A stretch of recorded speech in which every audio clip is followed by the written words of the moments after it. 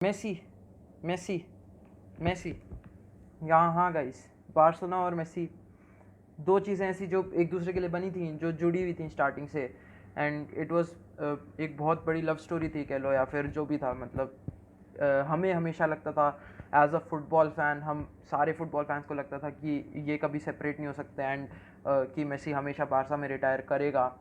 But अब situation ऐसी है और सर्कमस्टांसेस ऐसे हैं कि मेसी ने बार्सिलोना को एक ट्रांसफ़र रिक्वेस्ट हैंड कर दी है, and most probably he is gonna leave, और वो कहीं और जाने वाला है, जो कि मोस्ट प्रॉब्ली सिटी होगा।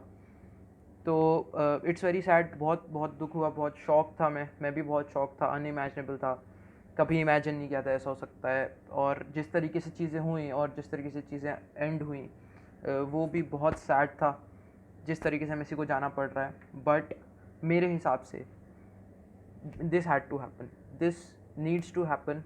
बारसा के लिए और मेसी के लिए, दोनों के लिए ये सही डिसीजन है, ये अच्छा डिसीजन है। एंड यस, मेरे हिसाब से मेसी बारसा में एक प्रॉब्लम बन चुका था। Messi was the problem at Barcelona, yes. और ये मेरे को क्यों लगता है, ये मैं तुम लोगों को अभी बताने वाला हूँ।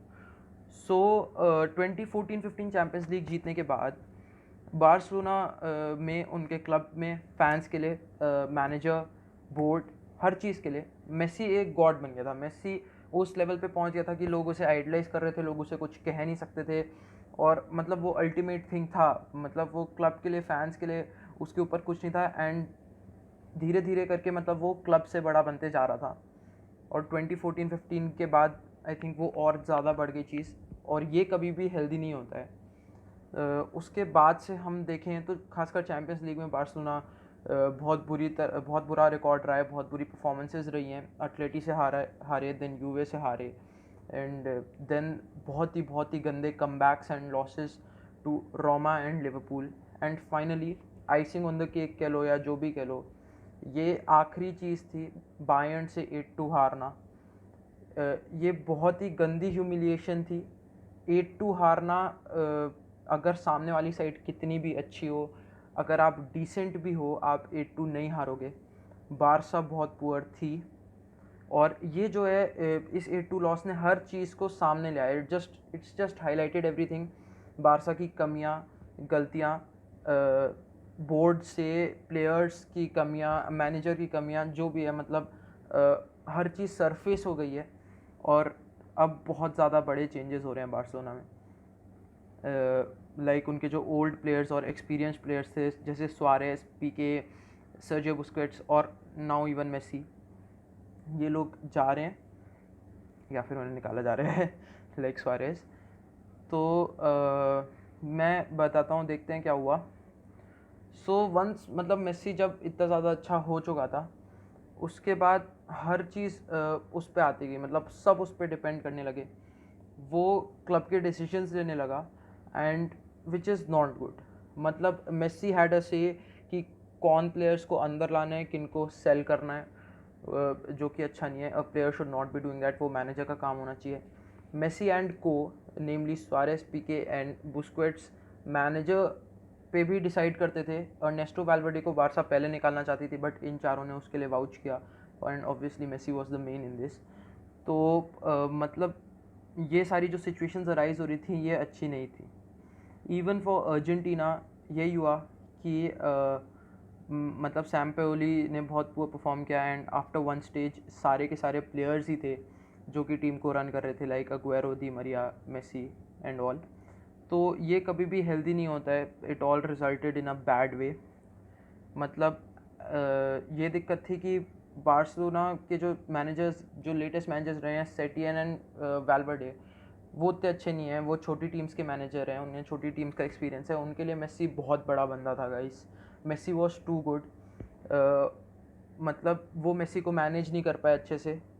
उन पे प्रेशर था कि हमें मेसी को खुश रखना है, वो मेसी को समझा नहीं पाए।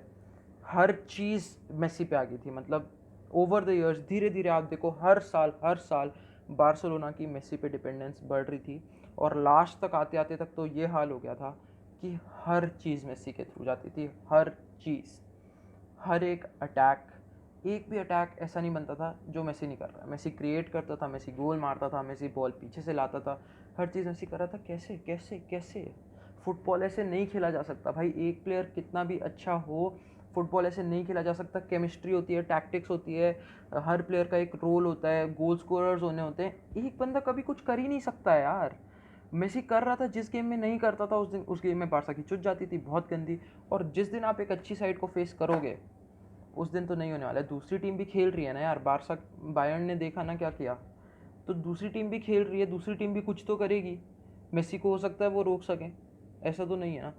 तो ये सब, इस सब की वजह से बार्सिलोना धीरे धीरे डाउन जाती गई।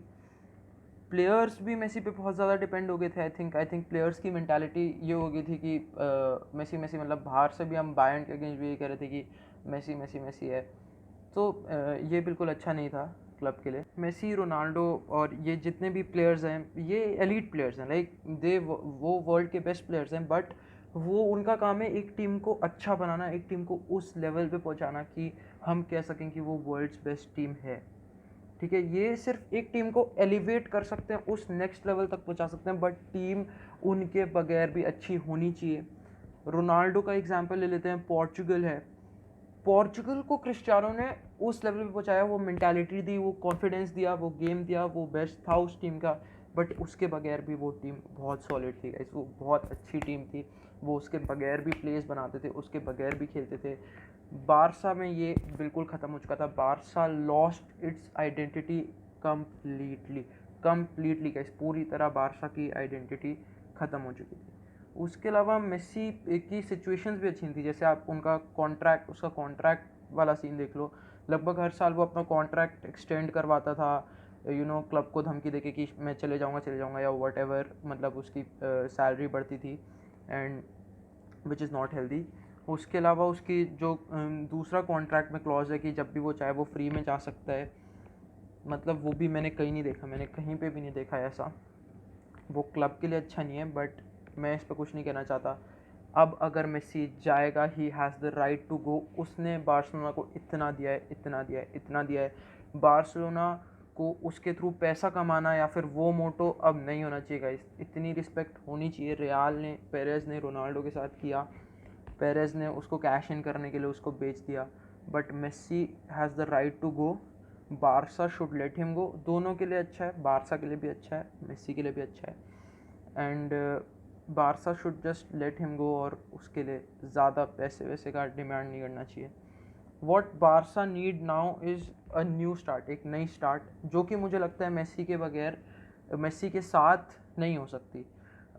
मेसी के साथ वही होगा, प्लेयर्स की मेंटालिटी वही रहेगी, प्लेयर्स उसको आइडियलाइज करेंगे, प्लेयर्स उस पर डिपेंड करेंगे। कुछ नई साइनिंग्स आएंगी मे बी, बट अगर वो नहीं चली, जो कि काफ़ी टाइम से हो रहा है बार्सिलोना के बोर्ड के साथ एंड बाकी चीज़ों के साथ, देन अगेन सिचुएशन वहीं पे आ जाएगी। सो अभी अगर मेसी, आई थिंक मतलब मेसी के आसपास के प्लेयर्स अच्छे थे, बट वो मेसी की वजह से अपना बेस्ट नहीं दिखा पा रहे थे, वो उस लेवल पे परफॉर्म नहीं कर पा रहे थे, पहुंच नहीं पा रहे थे।